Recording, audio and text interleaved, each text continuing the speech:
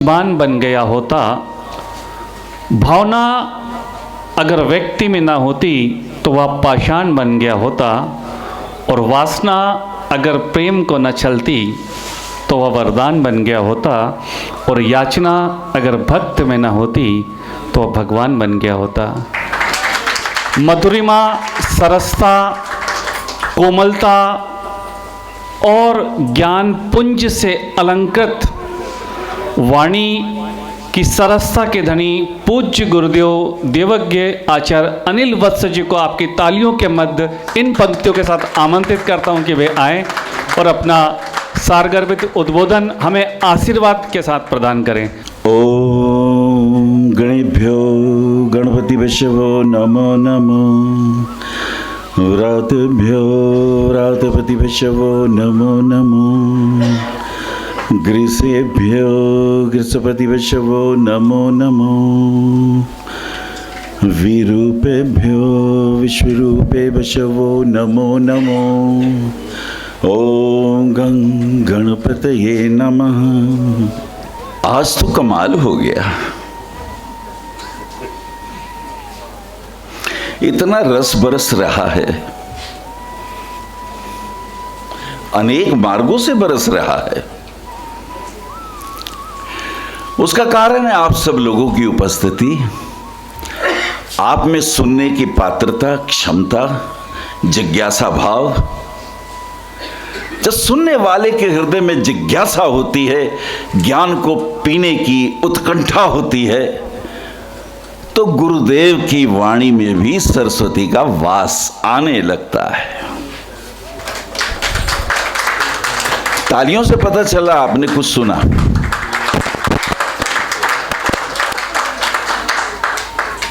मंत्रों की बात हुई, मंत्र शक्ति कैसे काम करती है इस पे भी रावत जी ने प्रभाव डाला। और मेरे एक मित्र ने मिलान कुंडली की बातें करी। उन्होंने कहा ग्रह से ग्रह काट दो, तरीका है बात करने का। कोई ग्रह भी कटते हैं? कौन काट सका ग्रह को? पर तरीका है, उनकी बात समझ लो। वो कहते हैं तगड़े प्लेनेट को तगड़े से काट दो, छोटे को छोटे से काट दो, और जो न्यूट्रल है उसे उससे काट दो। कुछ नहीं कटता। अरे ग्रह तुम्हें थोड़ा तंग कर रहे हैं, वो तुम्हारे कर्म है जो तुमने भोगने हैं, तुम्हारे ही कर्म हैं, तुम्हारा ही डेबिट क्रेडिट है जिसे भोगने के लिए तुम्हें यह शरीर मिला है। पुनरपि मरणम पुनरपि जन्मम पुनरपि जननी जठरे शयनम, भज गोविंदम भज गोविंदम गोविंदम भज मूढ़मते। आदि शंकराचार्य कहते हैं बार बार जन्म लेता है, बार बार मर जाता है। तुझे पता है तू क्यों जन्म लेता है? तुझे पता है तेरा रीजन क्या है? Why you are taking birth again and again? तुझे पता है तू कहां छोड़ के आया था अपना कर्म? एडिसन ने बड़ी अच्छी बात करी कि मैंने इतने आविष्कार कर दिए, काश मैं ये जान पाता कि मैंने इतना पढ़ाई लिखाई किया, क्या ये संभव है कि मेरी मृत्यु हो और ये ज्ञान मैं साथ ले जाऊं, ताकि जब मेरा अगला जन्म हो तो मैं वहां से शुरू करूं जहां मैंने छोड़ा है। हमारे ऋषि इस विधा के एक्सपर्ट थे, जहां छोड़ा वहां से शुरू करो अगला जन्म। तो कोई बात हुई, और नहीं तो वही फिर शंकराचार्य जी ठीक कहते हैं, पुनरपि जन्मम पुनरपि मरणम पुनरपि जननी जठरे शयनम, भज गोविंदम भज गोविंदम गोविंदम भज मूढ़मते। मूढ़मते, मूढ़ का अर्थ होता है मोहित, मूढ़ का अर्थ होता है सम्मोहित। कृष्ण भी अर्जुन को मूढ़ कहते हैं, जो छोटी छोटी बातों में ही उलझा है, जो मेरे तेरे में उलझा है। मैं ये मैं वो, मैंने ये किया, मैंने वो किया, मैंने ये किया। अरे ये तो बहुत जन्मों में तुम कर चुके हो, पर पहुंचे कहां? ज्योतिष तुमसे तुम्हारा परिचय कराता है। ज्योतिष में अगर कोई ग्रह उच्च के हैं, इसका अर्थ यह है अनंत जन्मों में उन विषयों से संबंधित कार्यों में तुमने ऊंचाइयां प्राप्त की हैं। उसे मेंटेन करो, उससे गिर तो नहीं रहे इस जन्म में। और अगर कोई ग्रह नीच का है तो इसका इतना ही अर्थ है वो ग्रह तुम्हें बता रहा है, बेटा इन संबंधों को सुधार ले। ये जो तुझे जन्म मिला है, नीच का चंद्रमा मिला है, तो चंद्रमा संबंधी जितने भी कारक तो हैं उनको जीना सीख। कैसे जिएगा तुझे पहली क्लास से यात्रा करनी है। अगर सूर्य नीच का है तो सूर्य के जितने भी कारक तत्व हैं उनके प्रति तुझे जागरूक होना पड़ेगा, तुझे होश पूर्वक जीना पड़ेगा, उनका आदर करना होगा, उनका मान करना होगा, उनका सम्मान करना होगा। अचानक क्या हुआ, कुछ दिनों से मेरे पास एक मित्र आए, बोले गुरुजी घर का वास्तु देख दीजिए। मैं कहा जरूर। मैंने अपने एक स्टूडेंट को भेज दिया कि जा मैपिंग कर ला और जो तुझे दिखे वो मार्किंग करके ले आ मेरे पास। गुरुजी वो नॉर्थ में एक तो टॉयलेट बना हुआ है। हमें वास्तु के नाम पे आता क्या है, पहले तो वास्तु का ही नहीं पता वास्तु है क्या। वास्तु है क्या? वास जो वास करता है, तो प्रत्यय है, ये तुम ही वास करते हो। और जिस वास्तु पुरुष की हम बात करते हैं उसकी उत्पत्ति का कारण क्या है? भगवान शिव अंधकासुर से लड़ते हैं। कारण क्या था? अंधकासुर पार्वती पे मोहित हो जाते हैं, पार्वती को आधिपत्य में लेना चाहते हैं। शिव जी को क्रोध आता है, उनकी आंखों से आंसू गिरते हैं। जब पत्नी का अपमान हो, जब पत्नी के ऊपर किसी की कुदृष्टि हो तो शिव को क्रोध आता है, उनकी आंख से आंसू गिरते हैं। ये आंसू जब गिरते हैं एक रूप धारण करते हैं, वो विक्षोभ का, वो क्रोध का, वो ईर्ष्या का, वो दंभ का, वो अहंकार का प्रतीक बनता हुआ एक रूप ले लेता है। और रूप लेते ही इधर मार, इससे तोड़, उसे फोड़। ब्रह्मा जी के कहने पर 45 नामक देव उस वक्त उपस्थित थे। उन्होंने उसे दबाया, औंधे मुंह नीचे दबा दिया, पर उसके भीतर क्रोध था, आक्रोश था। वो शिव का आक्रोश था, वो शिव का क्रोध था। बात को बड़ी गहराई से समझना। पत्नी का हो रहा था अपमान। अब ये कारण देखिए, रूप कैसे कैसे बदले जा रहे हैं। और लिखा है उसका मुख ईशान की तरफ था और उसकी जो पीठ थी, कमर थी, वो नेचुरली फिर साउथ वेस्ट की तरफ हो गई। और फिर ये लिखा गया कि उसे बड़ी भूख लगी, ब्रह्मांड में इधर उधर खाने लगा, उसकी इंद्रियां बहुत अतृप्त थी। स्वभाव था जब हमें क्रोध आता है तो हमारी इंद्रियां तृप्त हो जाती हैं, हमें सब कुछ चाहिए, सांस भी नहीं आता। आपको ज्यादा क्रोध आएगा, आपको सांस नहीं लिया जाएगा, आपके दांत भीग जाएंगे, आपके श्वास तेजी से चलेंगे। शरीर की यह प्रक्रिया है, 5 इंद्रियों की, 5 ज्ञान इंद्रियों की यह प्रक्रिया है। अत्यधिक क्रोध में दांत भिजेंगे, मुट्ठियां भिज जाएंगी, श्वास तेज होगा, तभी क्रोध होगा, नहीं तो क्रोध नहीं होगा। आप कभी मुस्कुराते हुए क्रोध कर सकते हो? कर ही नहीं सकते। क्रोध में मुट्ठियां भिजनी चाहिए, जमता नहीं, आवाज बदल जाएगी, सब कुछ। और इसका उल्टा कर लो, बहुत क्रोध आए, मुट्ठियां खोल लो, सांस धीरे धीरे लो, वो क्रोध वापस आना शुरू हो जाएगा, वो क्रोध वापस होना शुरू हो जाएगा। या तो उस क्रोध की ऊर्जा को आप प्रकट कर दो। घर में एक तकिया रख लो, जिस पे गुस्सा आए उस पे उसका नाम लिख दो। अब उसका नाम लिख दो कल्लू सिंह, जो गुंडा आपको तंग करता है। जब गुस्सा है उसको 10-20 घूंसे रोज मार लिया करो तकिए को, आपकी एनर्जी निकल गई, आपका क्रोध बह गया, कल्लू का नुकसान नहीं हुआ, आपका क्रोध बह गया। ऊर्जाओं को कैसे संभालते हैं? और ऊर्जाओं का प्रयोग कैसे करते हैं, यह है वास्तुशास्त्र। अच्छा, आप वो बनाते हो ना, नवदुर्गा पूजा करते हो, 9 देवियां, तो 9 प्रकार की ऊर्जाएं हैं। वो ऊर्जाएं 9 प्रकार की। वैसी ऊर्जाएं तो अनंत हैं। एक ऊर्जा तो वो है, एक ऊर्जा तो वो जो पृथ्वी 23.5 डिग्री झुकी हुई घूम रही है और घूमते घूमते परिक्रमा कर रही है, और ये परिक्रमा कर रही है सूर्य के चारों तरफ।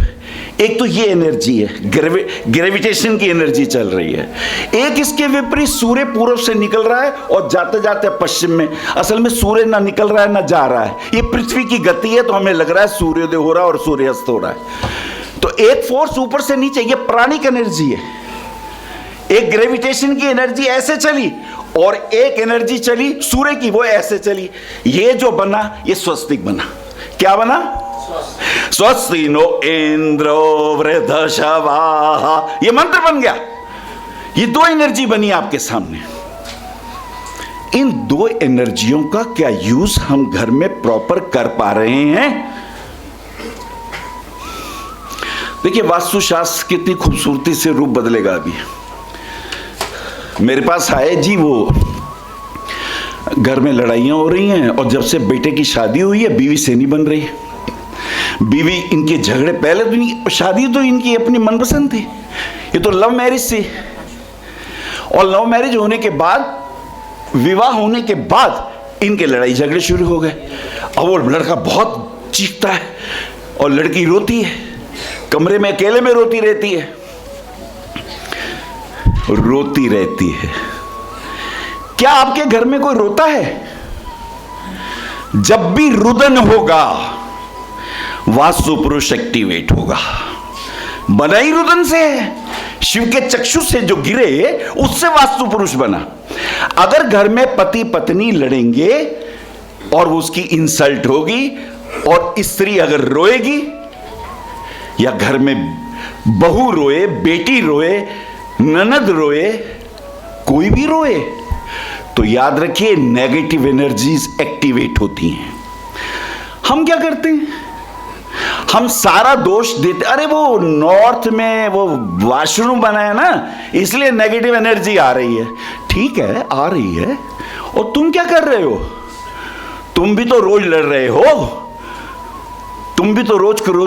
नहीं नहीं नहीं, वो जो वास्तु के हिसाब से गलत हुआ ना, इसलिए लड़ रहे हैं। अच्छा भाई साहब, एक बात बताइए, लड़ रहे हैं ना हम लोग, दोष हम दूसरे को देते हैं। एक याद रखिएगा, पर उपदेश कुशल बहु तेरे, दूसरों के ऊपर दोषारोपण करके हम बड़े खुश होते हैं।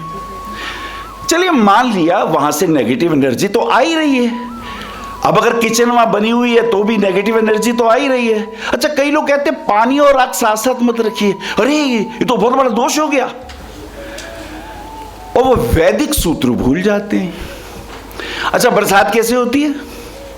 बादल, बादलों में पानी, बरसेंगे नहीं है भाई साहब जब तक विद्युत ना उसमें प्रवेश कर जाए, जब तक इलेक्ट्रिसिटी उसमें पास ना कर जाए, तब तक वो बादल, मेघ बरसेगा नहीं, वो जल पृथ्वी पे आएगा नहीं। अब ये अग्नि और जल क्या कर गए? एक दूसरे के साथ संयोग करके इन्होंने मेघ बरसा दिए। अब बात समझ रहे? अरे भाई, ये जल और अग्नि के जो कॉम्बिनेशन है ये तो बड़े तंग करते हैं। नहीं, ऐसा नहीं है। आप हैरान होंगे, अग्नि का वास होता ही समुद्र में है। अग्नि का वास कहां होता है? अगर वैदिक जानकारी हो, समुद्र में होता है।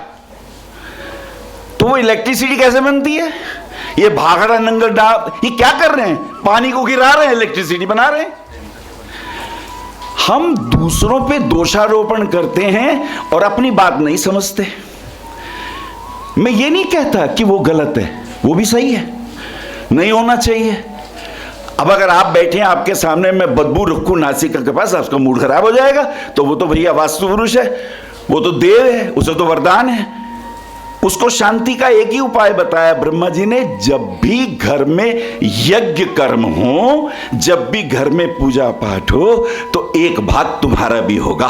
वास्तु पुरुष की पूजा जरूर होगी, यज्ञ होगा, दान होगा, जप होगा, सवेरे शाम की आरती होगी, संध्या होगी, दीप जलाया जाएगा, घंटा बजाया जाएगा, शंख की ध्वनि होगी, इसको तृप्ति मिलेगी।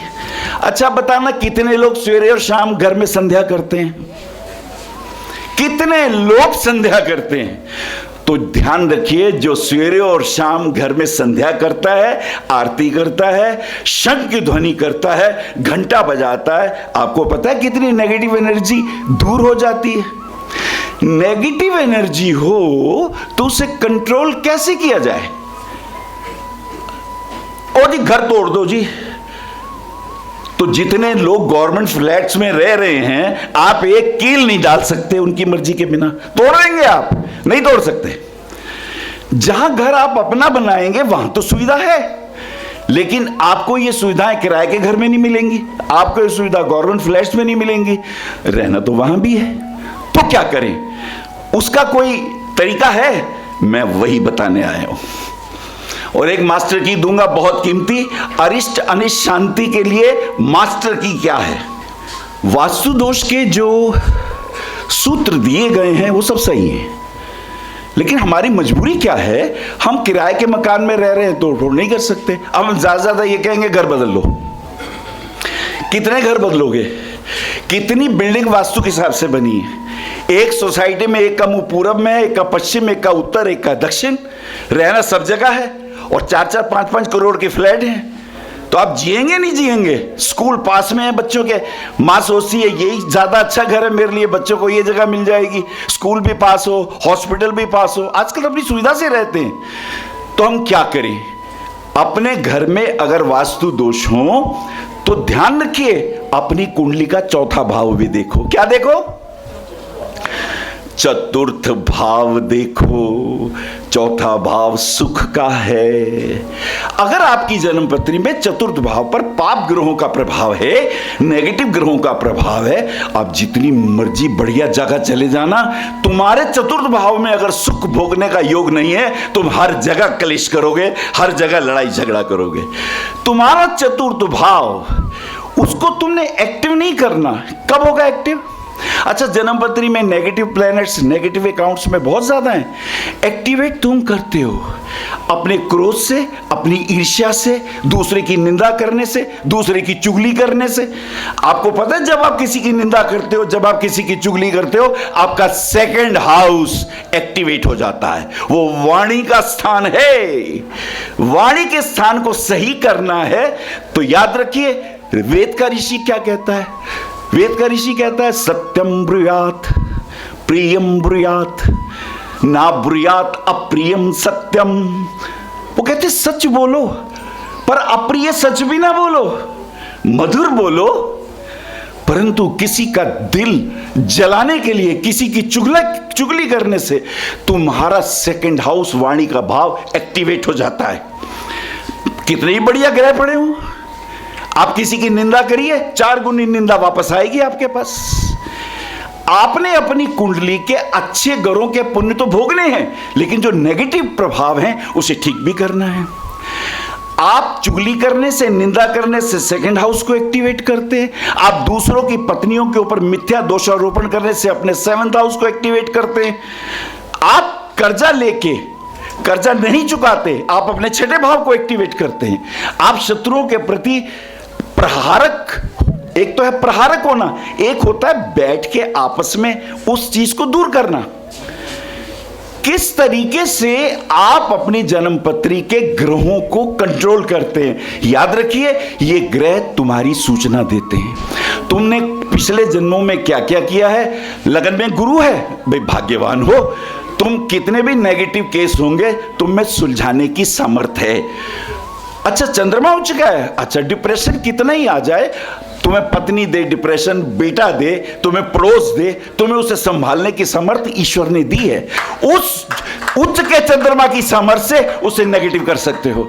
तुम्हारा बुध उच्च का है, तुम्हारे लोग निंदा कर रहे हैं, तुम्हारे लोग बुराइयां कर रहे हैं, कोई बात नहीं, आप अपनी वाणी के सौष्ठव से अपने शत्रु को मित्र बना सकते हैं।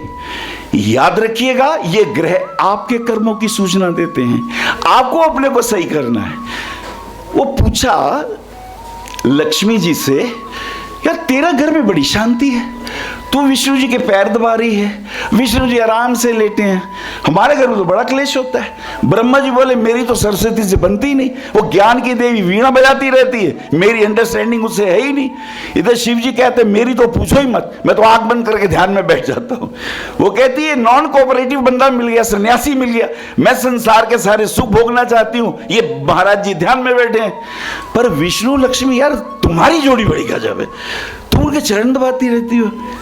सूत्र क्या है घर के वास्तु को ठीक करने का? और बैठे कहाँ है महाराज? सांप की शैया पे, वहां विष। देखिए कैसी विपरीत परिस्थितियों में भी सुखी रहा जा सकता है। वो आराम से लेटे हुए हैं और लक्ष्मी जी पैर दबा रही हैं। दरअसल चरण दबाने से ये एक्यूप्रेशर हो रहा है, आपके पूरे मस्तिष्क को कंट्रोल करने की ताकत चरणों में है। कुंडली का जो 12 भाव है, अगर उसमें शुभ ग्रह बैठे हैं तो ध्यान रखना आपके चरणों को नेगेटिव एनर्जी तंग नहीं करेगी। अगर वहां पे नीच के और पाप ग्रह बैठे हैं तो चरणों पे नेगेटिव एनर्जी आएगी, नसें फूलेंगी, कमर में दर्द होगा और आप क्रोध करेंगे, आप अपनी स्थिति को बिगाड़ लेंगे। ऐसे हर कुंडली के भाव को डिफाइन किया जा सकता है, लेकिन मैं उपाय खंड पे आ रहा हूं। वाणी को विराम देने से पहले बहुत कीमती चीज अभी आपको बताने जा रहा हूं। सबसे पहले घर के वास्तु दोष को मैं कहना चाह रहा हूं, कुंडली के अपने दोषों को नाम दे रहा हूं वास्तु दोष, पर मैं कहना क्या चाह रहा हूं, जो घर में वास्तु दोष हैं वो नेगेटिव एनर्जीज हैं। आजकल के वैज्ञानिक उनको नया नाम देते हैं, वो कहते हैं अल्फ्रा रेडिएशंस, वो कहते हैं मैग्नेटिक वेव्स, वो कहते हैं, बड़े नाम रखे हुए हैं उन्होंने। बोले ये जितनी भी रेज हैं ये तंग करती हैं, और लाल रंग की जो रेज है ये राहु है, और जो ब्लू रंग की रेज है ये केतु है। अब राहु केतु से बचे नहीं सकते। पृथ्वी का जो नॉर्थ और दक्षिण कोना है यही तो राहु केतु है, यही तो पूरा प्रपंच है, यही तो नेगेटिव और पॉजिटिव ऊर्जाओं के केंद्र हैं, ये पूरी पृथ्वी पर हैं। और आप कितने ही कहो मैंने तो इस जगह ये कमरा बनवा लिया, तो भाई साहब पृथ्वी रुकी हुई नहीं है, पृथ्वी मूव कर रही है। जो चीज आपने यहां बनवाई है वो बहन घूम रही है, वो 24 घंटे घूम रही है। चारों पासों की चीजें हर जगह मूवेबल हैं। तुम्हें अपने को सही करना है, तो कैसे सही करेंगे? वो क्या गोल्डन रूल्स हैं जो हम अपने घर के संबंधों को अच्छा कर सकते हैं? ऋग्वेद में लिखा है अग्निदेव की उपासना की गई है। अग्निदेव प्रकाशित करना। आज हमने ये जब शुरू किया तो हमने दीप प्रज्वलन किया। इस दीप प्रज्वलन की बड़ी महत्ता है, आपको पता होना चाहिए कि ये दीप जलने से क्या होता है। हमारे ऋषि कहते हैं, ऋग्वेद के प्रथम मंडल का प्रथम सूक्त अग्निदेव को अर्पित है। वो कहते हैं ओम अग्निमील पुरोहितम यज्ञस्य देवम ऋत्वजम होतारम रत्न धातमम। अनंत प्रकार के रत्नों को धारण करने वाला है। रत्न कौन से हैं? कुंडली के 12 भावों के जो शुभ कारक हैं ये उनको धारण करता अग्निदेव। अब क्या करता है ये? बहुत अच्छा हो सवेरे उठ के पूर्व दिशा में भगवान सूर्य को देखें, उन्हें जल दीजिए। अब देखिए अग्नि और जल फिर सामने आ गए, दोनों शत्रु तुम्हें दिख रहे हैं, शत्रु नहीं है। ये जल सूर्य के प्रकाश को ले लेगा, ये जल ग्रहण करेगा और लेके तुम्हारी आंखों में तुम्हें विटामिन डी, तुम्हारी पूरी बॉडी को एक्टिवेट कर देगा। अब ये सूर्य हर वक्त तो नहीं रहेगा वहां पे, तो हमने आपसे कहा कि आप घर में दीपक जला लीजिए। दीपक में भी बड़ी खूबी है। तिल के तेल का दीपक जलाया है, आयु की वृद्धि होगी, आयु की वृद्धि होगी अगर तिल का तेल है। अच्छा, सरसों का तेल जलाया है तो जितने शत्रु ईर्ष्या के भाव है, क्रोध के भाव है, नेगेटिव एनर्जी के भाव है, वो दूर होने शुरू हो जाएंगे। देसी घी का दीपक जलाया है, ऑक्सीजन बहुत बढ़ेगी। अगर गाय का घी है तो उसके तो जवाब ही नहीं है, अनंत गुना। एक दीपक आपके घर को प्रकाशित करता है और दीपक आपके घर की अनंत नेगेटिव एनर्जियों को दूर करता है। अच्छा, वो जो नेगेटिव एनर्जी थी उसको हम कैसे करें ठीक? उसे छोड़ो, पॉजिटिव एनर्जी देनी शुरू करो। पॉजिटिव एनर्जी देनी शुरू करो। पहली पॉजिटिव एनर्जी सूर्य को जल देना। दूसरी पॉजिटिव एनर्जी सुबह और शाम दीपक जलाना। सुबह और शाम घर में दीपक जलाना। और जब दीपक जलाओ तो वो जो दीपक है वो भगवती दुर्गा का प्रतीक है। जब कभी भी वैष्णो देवी की जब भी कभी कोई पूजा होगी, दीप प्रज्वलन होता है, ज्योति प्रज्वलन होता है। ये देवी को सीधा अर्पित है, जो आपको यश, कीर्ति, आयुष, धन, समृद्धि देती है। आप भूल गए, अब हम मॉडर्न हो गए ना, हम इस चीज को भूल गए। तो एक तो दीपक, दूसरा सुगंधिम पुष्टिम वर्धनम। सुगंधिम पुष्टिम वर्धनम त्रयंबकम यजमहे सुगंधिम पुष्टिम वर्धनम उर्वारुकमिव बंधनात् मृत्योर्मुक्ष्ये मामृतात्। जितने भी मार्केश प्रभाव हो, जितने भी मृत्युतुल्य कष्ट हो, ये कौन दूर करेगा? सुगंधिम। सुगंधियां भी बहुत प्रकार की हैं। अगर ऋषि चरक के पास जाएंगे, अगर हमारे बहुत अनंत चीजें हैं। एक गाय का गोबर जला दीजिए, गाय का गोबर जला दीजिए, अनंत नेगेटिव एनर्जीज के खिलाफ बहुत सी पॉजिटिव एनर्जी खड़ी हो जाएंगी। चंदन का स्प्रे कर दीजिए। ये सारी चीजें ओरिजिनल होनी चाहिए। ये उस नेगेटिव एनर्जी के साथ पॉजिटिव एनर्जी हमने क्रिएट कर दी। अच्छा, वायव्य कोण का दोष है, वो बंद है जी हमारा वायव्य कोण। नहीं, हमारा तो गेट है जी वहां। हमने देखा वायव्य कोण बंद हो, एयर वहां ना आती हो, या वहां पर गेट हो, अक्सर कोर्ट कचहरियां होती है और व्यक्ति जेल भी चला जाता है। क्या करें फिर अब इससे? चलो शंख ध्वनि करो। वायव्य दिशा वायु की दिशा है, शंख ध्वनि घर में करो। सवेरे उठ के शंख की ध्वनि करो। जितनी ऊपरी बाधाएं होंगी, जितनी नेगेटिव एनर्जी होंगी, वो कंट्रोल हो जाएंगी, क्योंकि आपने शंख ध्वनि बराबर में रखी है। हमारे मंदिरों में क्या होता है, घंटा भी बजता है, और वो जो घंटा है उसकी खूबी है, 1200 स्क्वायर फुट की दूरी पर वायरस और वायरल के इन्फेक्शन नष्ट हो जाते हैं। ये आपके धार्मिक कृत्य बहुत साइंटिफिक हैं, जिन्हें अब हम भूल गए हैं। आपके पूरे के पूरे घर में जहां जहां नेगेटिव एनर्जी आप फील करते हैं, चलो आजकल तो स्कैनर भी आ गए, आप स्कैनर से देख सकते हैं कहां नेगेटिव एनर्जी है। अब उसे दूर कैसे करना है? उसके खिलाफ पॉजिटिव एनर्जी करो। कैसे करोगे? रावत जी ने कहा भाई वो कपालभाति करो, मैं कहता हूं चलो जोर से हंसो, वहां पे हंसना शुरू कर दो। इतनी पॉजिटिव एनर्जी आपकी निकलेगी, वो नेगेटिव एनर्जी को कंट्रोल कर देगी हंसने से। चलो कीर्तन करो, तालियां बजाओ। हमारे यहां क्या होता है, सत्यनारायण की कथा करो हर पूर्णिमा को। अब तुम भूल गए, चलिए ये कथा करनी शुरू करिए और तालियां बजाइए सब जने। नेगेटिव एनर्जी के खिलाफ बहुत सारी पॉजिटिव एनर्जी खड़ी हो जाएगी। अच्छा, अपना तुमने किया नहीं इलाज, अभी आप अंदर प्रवेश किए तो आपका स्वागत कैसे किया? मंगलम भगवान विष्णु, मंगलम गरुड़ ध्वजा, मंगलम पुंडरीकाक्षाय, मंगलाय तनोहरि। तिलक लगाया आपके माथे पे, आज्ञा चक्र पे तिलक लगाया। That is the receiving point. You can receive the message, you can give the message. इस आज्ञा चक्र पे अगर यहां पे चंदन का तिलक लग जाए, आपको पता है चंदन के पेड़ पे सारे सांप लिपटे रहते हैं, उसे डसते रहते हैं, अपना सारा पॉइजन उसे देते हैं। चंदन भैया लेते नहीं उनका पॉइजन, अपनी शीतलता भुजंग को दे देते हैं। अगर आपके माथे पे आज्ञा चक्र पे है तो ये रिसीव नहीं करेगा ना। वायरल इन्फेक्शन है, वायरस इन्फेक्शन है, बहुत सारी बीमारियां हैं, ये प्रोटेक्टर है, ये आपको बचाएगा। अच्छा, ये लाल रंग का तिलक यहां क्यों लगाया है? ओहो आचार्य जी, एक तो आप ये चांद लगाते हो और फिर ये लगाते हो, या इसका क्या मतलब है? वो जो सफेद चंदन का तिलक है वो आपको इन्फेक्शन जो विष से पैदा होते हैं, नेगेटिव एनर्जी से पैदा होते हैं, वो दूर करता है। और फिर ये लाल क्यों लगाया है? ये लाल नहीं है, ये हल्दी है। हल्दी में नींबू मिला दो, रोली बन जाएगी। हल्दी और नींबू, इससे बढ़िया नींबू तुम पानी पी के पीते हो ना, तो क्या होता है, हमारी बॉडी के जितने एंटी नेगेटिव तत्व हैं बाहर हो जाते हैं। हमने भाई साहब यही लगा लिया, हम तो एंट्री नहीं करने देंगे। तिलक का महत्व है, हम भूल गए, हमें शर्म आती है मॉडर्न जमाने में जाके। अरे आप परिचय दो लोगों को, तो आपका तिलक आपकी रक्षा करता है। आपका सूर्योदय पे सूर्य को जल देना, अच्छा नहीं दे पाए जल, कोई बात नहीं, तुलसी है घर में, तुलसी को जल देना शुरू कर दो, उत्तर दिशा में उसे लगाओ। तुलसी में पारा होता है, जैसी तुलसी को आप जल देते हो, तुलसी के चारों तरफ 1200 स्क्वायर फीट की दूरी के अंदर अमृत ऑरा निकलता है। ये ऑरा क्या होता है गुरुजी? वो भगवान जी की फोटो देखी है आपने? उसके पीछे पीले रंग का एक ऑरा दिखाते हैं ना, चमकता हुआ, देवताओं की मूर्ति और चित्रों के पीछे येलो रंग का ऑरा निकलता हुआ दिखाते हैं। ऑरे के भी रंग अलग अलग होते हैं। अरे नहीं आचार्य जी, ये तो बातें हो गई, दिखा दो मुझे, ऑरा दिखाओ जरा। दिखा सकते हो? हाँ, दिखाते हैं आपको। क्रियोनिक फोटोग्राफी से you can see the aura of a person. आप ऐसे ध्यान में बैठ जाइए। रावत जी ने कहा वो वात पित्त कफ, शरीर में बहुत सी नेगेटिव एनर्जीज हैं, इन सभी को क्योर गायत्री मंत्र कर देता है।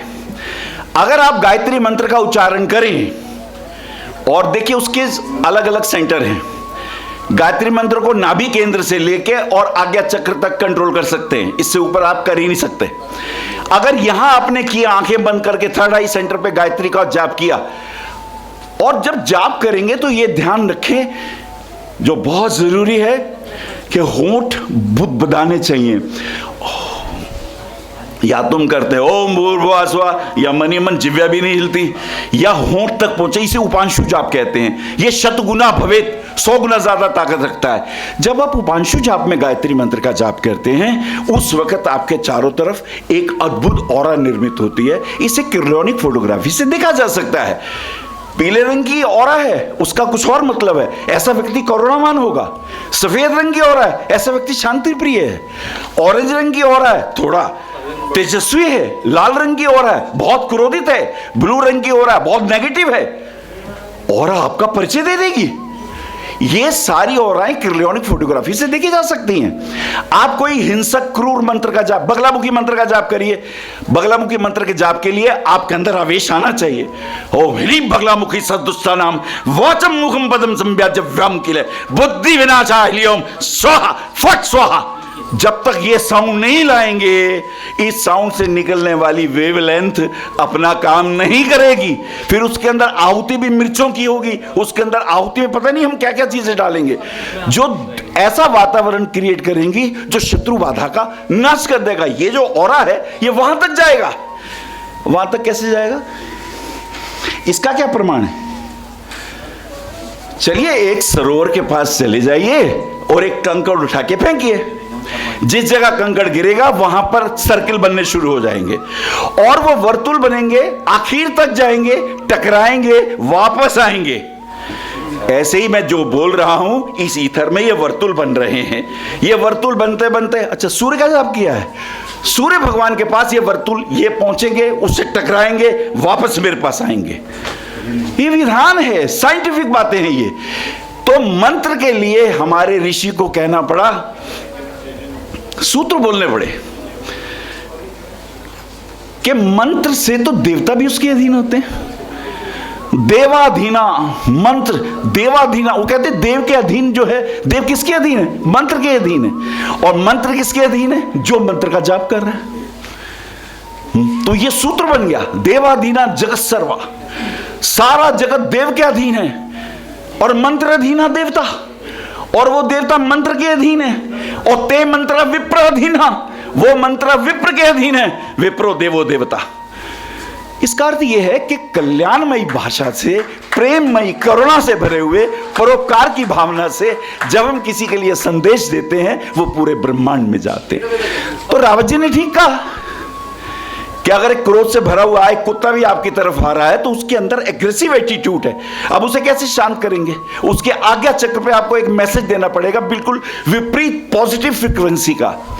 अंगुली माल आया गौतम बुद्ध को मारने के लिए, क्रोध से भरा हुआ था, फरसा उसके हाथ में था, और सबने कहा मत जाना, मार देगा। उसके गले में उंगलियों की माला है। बुद्ध बोले हम भी तो देखें कितना एग्रेसिव है ये। और वो जब सामने आया तो बुद्ध करुणा से भरे हुए उसकी आंखों की तरफ देखा। उसकी फ्रीक्वेंसी क्रोध की थी, इनकी फ्रीक्वेंसी करुणा की थी। इनकी फ्रीक्वेंसी जीती, उसके हाथ से फरसा गिर गया, वो उनके चरणों में गिर गया। That is the secret of negative energy के खिलाफ आपको पॉजिटिव एनर्जी रखनी है। जब आप रखते हैं तो वो जगह कंट्रोल हो जाती है, बैलेंस हो जाती है। अगर आप घर नहीं बदल सकते, अगर आप तोड़फोड़ नहीं कर सकते, तो ध्यान रखिए हर कोने के वास्तु दोष अलग अलग हैं। कभी होगा तो मैं पूरे विषय पे बोलूंगा, लेकिन समय का भी ध्यान रखना होता है। मेरी बातों को इतने प्रेम से सुना, बहुत बहुत धन्यवाद, प्रणाम। आचार्य श्री अनिल वत्स जी के आध्यात्मिक प्रवचन, ध्यान व ज्योतिष संबंधी मासिक राशिफल फेसबुक, यूट्यूब, www.astroanilvats.com पर भी देख सकते हैं। For appointment, भविष्य कथन, Monday to Saturday, 11 a.m. to 6 p.m. BE 279, Street number 6, Harinagar, New Delhi 110064. Phone number 98917 39999 98181 89993 981 088 7002 886 000 6030. Website www.bhavishyakathan.com. Acharya Anil Vats @gmail.com.